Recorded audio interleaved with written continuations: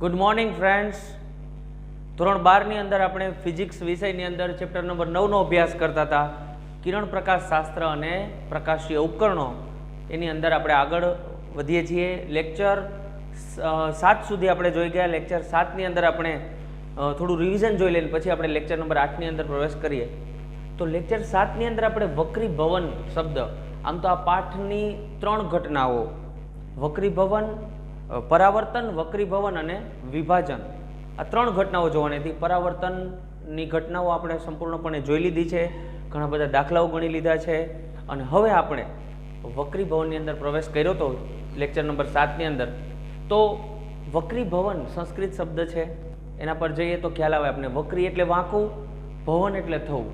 પ્રકાશના વાંકા વળવાની ઘટનાને વક્રીભવન કહેવાય. એટલે જ તો આપણે પાણીની અંદર રહેલી વસ્તુ જે સ્થાને હોય એ સ્થાને ન દેખાતા અલગ જગ્યાએ દેખાય છે. આપણે મહાભારતની પણ એક વાત કરી હતી કે દ્રૌપદીના સ્વયંવરની અંદર એક ઉપર માછલી જે હતી એને નીચે રહેલા પાણીમાં જોઈ અને પછી એની આંખ વીંધવાની હતી. તો આ પણ એક વક્રીભવનની ઘટના જ છે.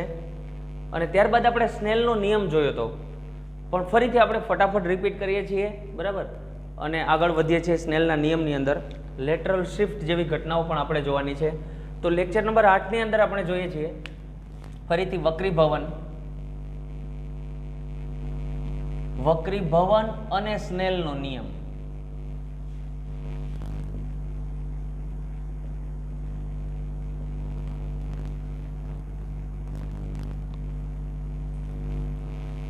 વક્રીભવન શબ્દ પર આપણે ફોકસ કર્યું હતું અને આપણે લખ્યું હતું કે જ્યારે પ્રકાશનું કિરણ એક માધ્યમમાંથી બીજા માધ્યમમાં જાય છે ત્યારે તે થોડું વાંકું વળે છે. આ ઘટનાને વક્રીભવન કહેવાય. તો એ ઘટનાઓ આપણે લખતા નથી, આપણે જોઈ ગયા છીએ, પણ કંઈક ટેકનિકલ ફોલ્ટને લીધે આપણે એ લેક્ચરને અટકાવવો પડ્યો હતો. એટલે હું ફરીથી રિપીટ કરું છું અને પછી આપણે આગળ જઈએ. પણ આકૃતિ તમને દોરું એટલે લગભગ બધું સમજાઈ જશે અને બધું યાદ પણ આવી જશે.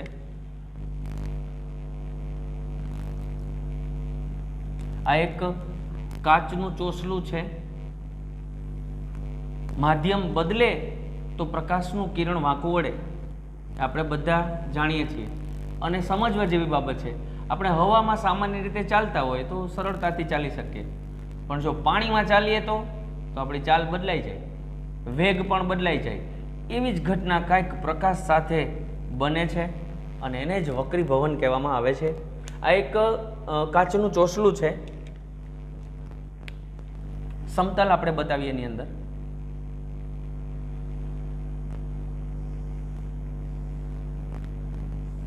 આ સમતલ છે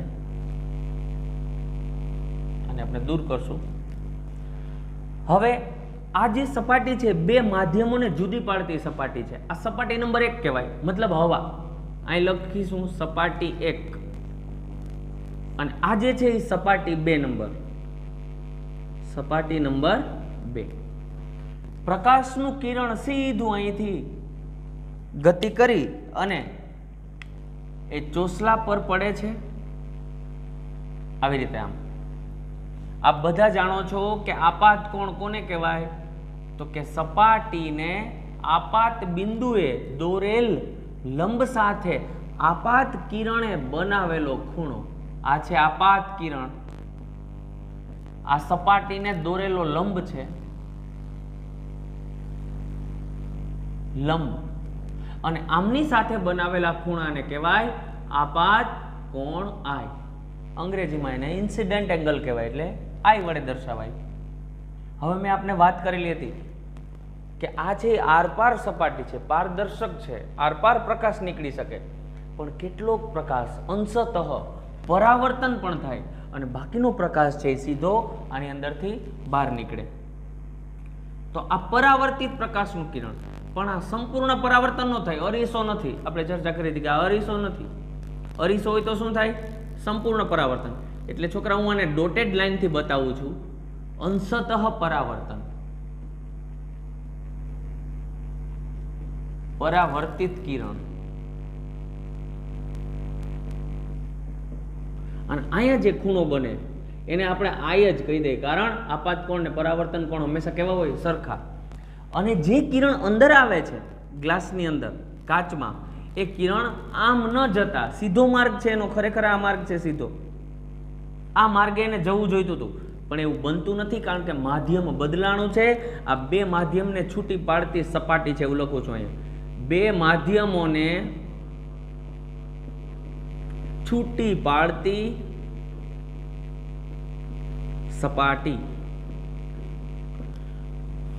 તો ખરેખર જવું જોઈએ આમ, પણ માધ્યમ બદલાવાના કારણે શું થાય છે તો કે પ્રકાશનું કિરણ આવી રીતના વાંકું વળી અને આમ જાય છે. અને અહીંયા જે ખૂણો બને છે છોકરાઓ એને કહેવાય વક્રીભૂત કોણ કે વક્રીભવન કોણ પણ કહેવાય. અંગ્રેજીમાં રિફ્રેક્શન કહેવાય. શું કહેવાય વક્રીભવનને? Refraction. Reflection and refraction both are different matter. Reflection એટલે પરાવર્તન થવું અને રિફ્રેક્શન એટલે વક્રીભવન થવું. તો આ છે વક્રીભૂત કિરણ. વક્રીભૂત કિરણ. ઓકે, તો આપણે લખ્યા આના માટે આટલું જોઈ લીધું હતું આપણે. સ્નેલનો નિયમ પણ ભણી ગયા હતા, પણ એમાં આગળ વધવું છે હજી આપણે, એટલે ફરીથી આ જ આકૃતિ મેં દોરેલી છે. ચાલો, આપેલ સપાટી માટે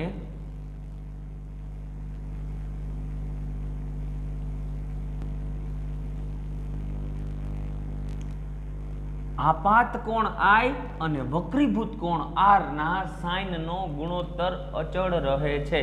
આને કહેવાય સ્નેલનો નિયમ. આપેલ સપાટી માટે આપાત કોણ I અને વક્રીભૂત કોણ R ના સાઇન નો ગુણોત્તર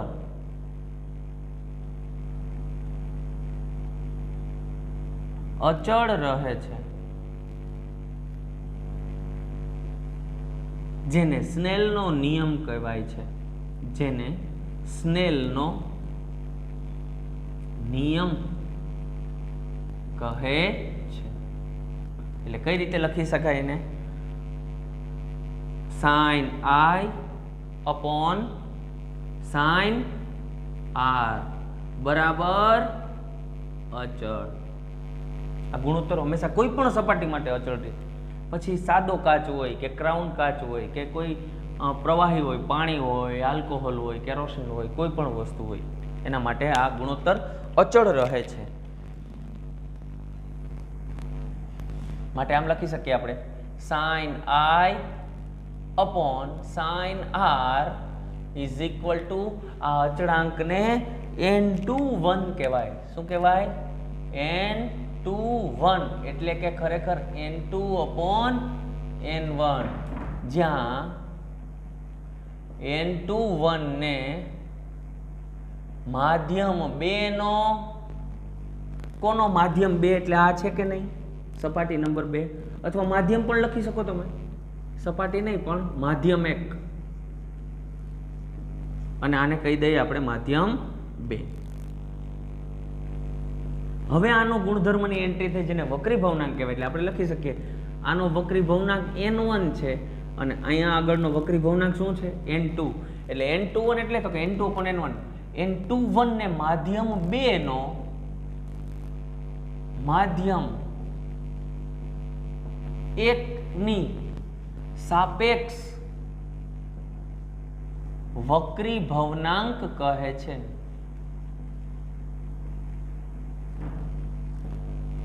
માધ્યમ 2 નો માધ્યમ 1 ની સાપેક્ષ વક્રી ભવનાંક. માટે છોકરાઓને આમ પણ લખી શકાય n1 ને I ગુણો, n2 પાસે sin R ને જવા દો તો આમ થાય n1 sin I. ઘણા લોકો θ1 ને θ2 પણ લખી શકે, બરાબર? કદાચ આગળ ઉપર એવું આવતું θ1 ને θ2 એવું પણ જે નામ આપી I ને R નામ આપ્યું છે. n1 sin I બરાબર n2 sin R. આને કહેવાય સ્નેલના નિયમનું વ્યાપક સ્વરૂપ ને સ્નેલના નિયમનું વ્યાપક સ્વરૂપ કહે છે. સ્નેલના નિયમનું વ્યાપક સ્વરૂપ. હવે આગળ જઈએ. આની અંદર આપણે આવું પણ લખી શકાય. જોજો બરાબર. અહીંયાથી જ્યારે પ્રકાશ આવતો હોય ત્યારે એનો વેગ કેટલો હોય? ધારો કે v1. તો મેં તમને વાત કરી હતી ને, માધ્યમ બદલાય તો વેગ પણ બદલાય. તો અહીંયા વેગ કેટલો હોય એનો? v2. તો આ સંદર્ભમાં પણ લખી શકાય. જો માધ્યમ 1 માં પ્રકાશનો વેગ v1 અને માધ્યમ 2 માં v2 વેગ હોય, માધ્યમ 2 માં પ્રકાશનો વેગ v2 હોય, તો આ જ નિયમને આ રીતે પણ લખી શકાય. sin I upon sin R બરાબર એ વેગ સાથે સમપ્રમાણમાં હોય. એટલે કે sin I તો v1 અને sin R તો v2. તો આ રીતે પણ લખી શકાય. અથવા બીજું આપણે જાણીએ છીએ v બરાબર લેમ્બડા ન્યુ બરાબર. એટલે કે વેગ બરાબર તરંગલંબાઈ ગુણ્યા આવૃત્તિના ગુણાકારને વેગ પણ કહેવાય. તો આવૃત્તિ તો બધાની અચળ રહે, મ્યુ એટલે કે આવૃત્તિ છે, લેમ્બડા બરાબર પ્રકાશની તરંગલંબાઈ છે,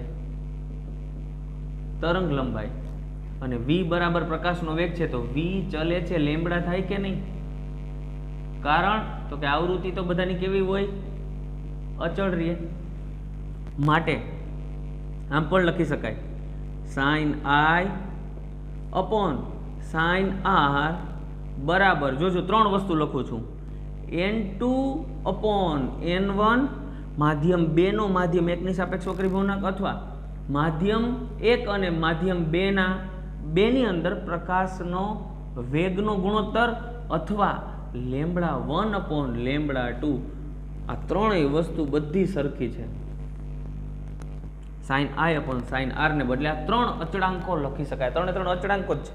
આનો કોઈ એકમ ન હોય. વક્રીભવનાંક તો એકમ રહિત જ છે. વેગનો એકમ ભલે હોય પણ નીચે પણ વેગ એટલે કેન્સલ થઈ જાય. લેમ્બડાનો એકમ મીટર પણ કેન્સલ થઈ જાય. એટલે 3 અચળાંકો જ કહી શકાય. આ સૂત્ર સાર્થક થયું કે sin I upon sin R બરાબર અચળ થાય તો અચળાંક જ છે. પણ આ એક યાદ રાખવા જેવું છે, v1 upon v2, lambda 1 upon lambda 2, કારણ કે v ચલે છે તો લેમ્બડા જ છે. પણ અહીંયા n2 upon n1 આ યાદ રાખવું જરૂરી છે. માધ્યમ 2 નો માધ્યમ 1 ની સાપેક્ષ વક્રીભવનાંક. છોકરો બીજી એક બાબત સમજવા જેવી એ છે કે આવી પરિસ્થિતિ હોય ત્યારે જોજો બરાબર, MCQ ની અંદર પણ પૂછાઈ શકે અને બીજે પણ કામ આવે. n21 ગુણ્યા n12 બરાબર શું થાય? તો સિમ્પલ વસ્તુ છે, 1 થાય. કારણ શું? n21 એટલે તો કે n2 upon n1 અને n12 એટલે n1 upon n2. આ ઉડી જાય, આ બે કેન્સલ થાય. જવાબ શું આવે? 1. અથવા આવું હોય n32 બરાબર જોવા જેવું છે, ખાસ જોજો. n32 બરાબર શું લખી શકાય? જોજો બરાબર, n31 ગુણ્યા n12. આના બરાબર આવું લખી શકાય. કેવી રીતે જુઓ? n32 એટલે તો કે n3 upon n2 થાય. તો આ ડાબી બાજુમાં આ છે, સાબિત કરીએ આપણે. આના બરાબર લખાય કે નહીં? ડાબી બાજુ બરાબર n32 બરાબર શું લખાય? તો કે n3 upon n2. અને હવે જમણી બાજુનું n31 એટલે તો કે n3 upon n1 ગુણ્યા n12 એટલે n1 upon n2. n1 cancel, શું વધ્યું? n3 upon n2. ડાબા બરાબર જવાબ સાબિત થઈ ગયું. n32 બરાબર n31 ગુણ્યા n12 લખાય. તો આ છે વક્રીભવનાંક, જેને માધ્યમનો વક્રીભવનાંક કહેવાય. હવાનો વક્રીભવનાંક 1 છે, કાચનો 1.5, પાણીનો 1.33, બધાના અલગ અલગ હોય.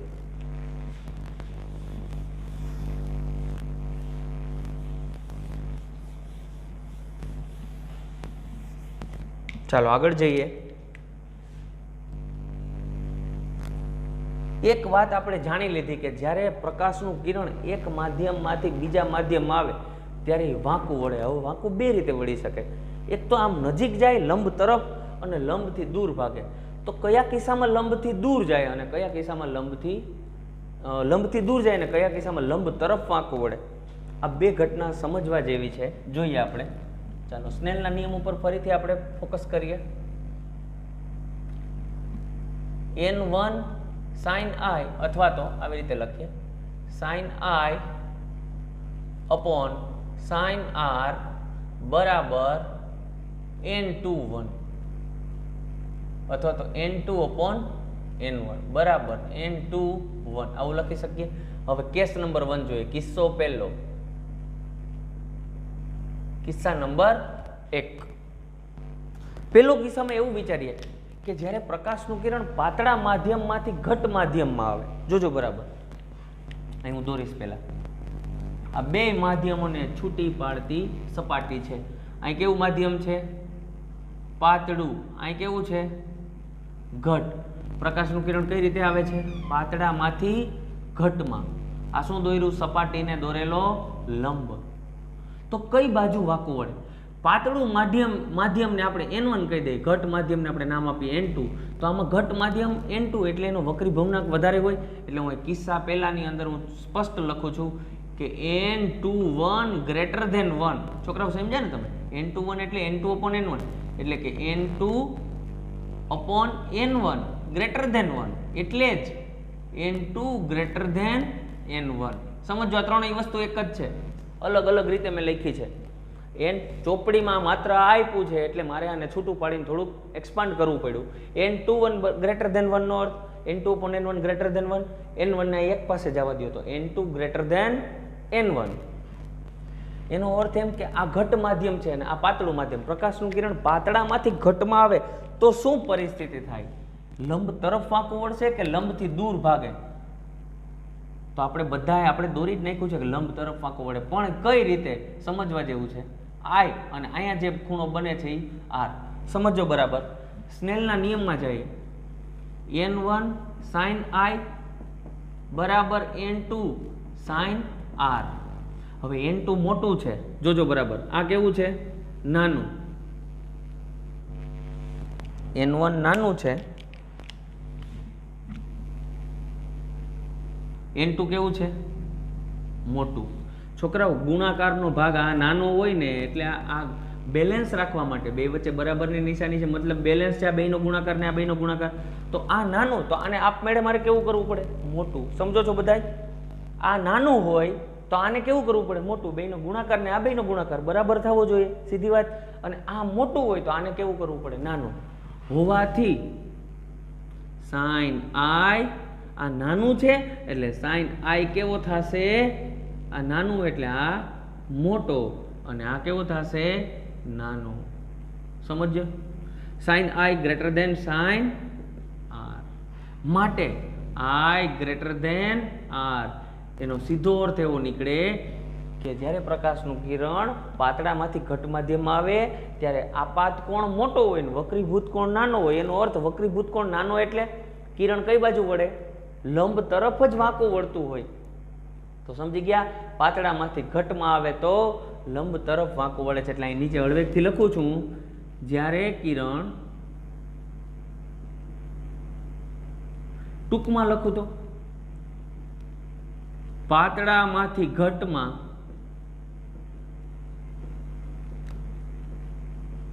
આવે ત્યારે લંબ તરફ વાંકું વળે છે.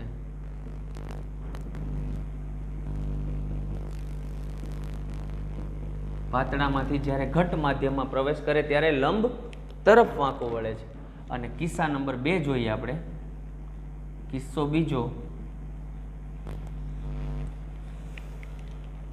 હવે બીજા કિસ્સામાં એવું કહેશું આપણે કે n21 લેસ ધેન 1.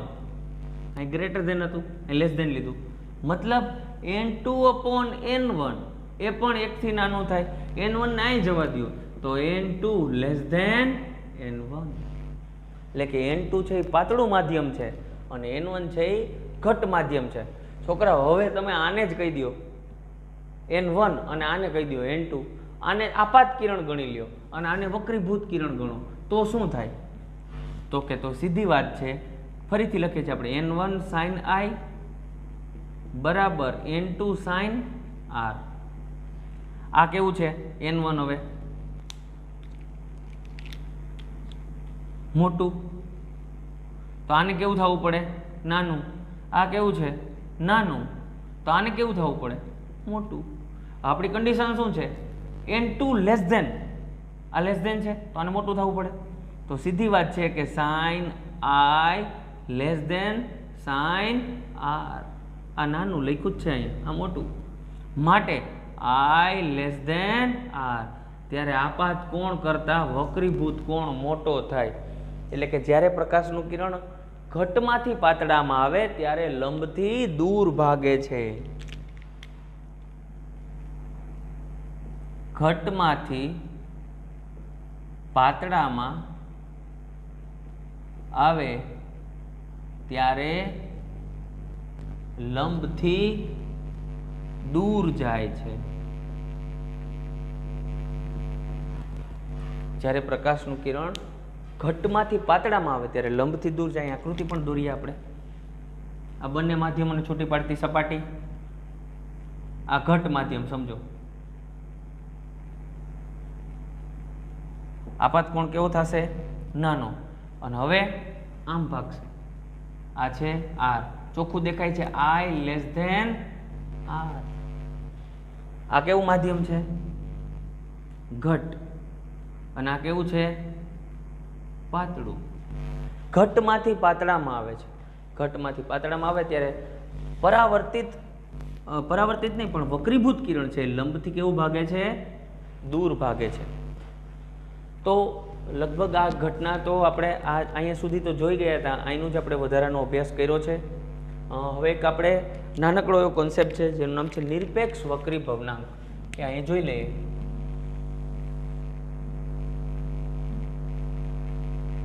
નિરપેક્ષ વક્રી ભવનાંક.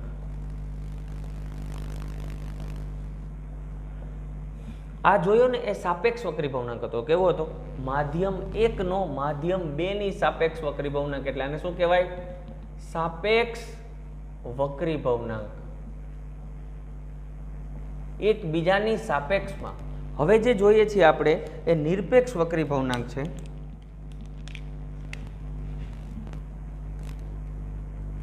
કોઈ પણ માધ્યમનો નિરપેક્ષ વક્રી ભવનાંક એટલે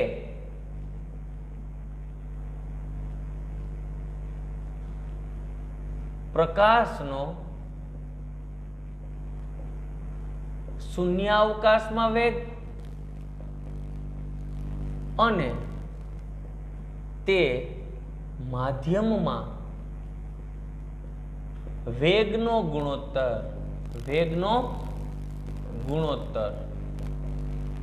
એટલે એને લખાય કેમ? તો કે કોઈ પણનો નિરપેક્ષ વક્રી ભવનાંક. એને કઈ 1 2 દર્શાવવાની જરૂર નથી. એક જ માધ્યમનો વક્રી ભવનાંક મળે એટલે નિરપેક્ષ વક્રી ભવનાંક.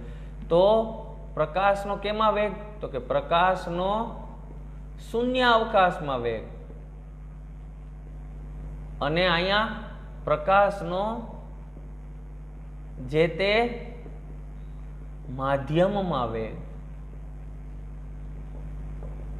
માટે n બરાબર c/v ને કહેવાય નિરપેક્ષ વક્રી ભવનાંક.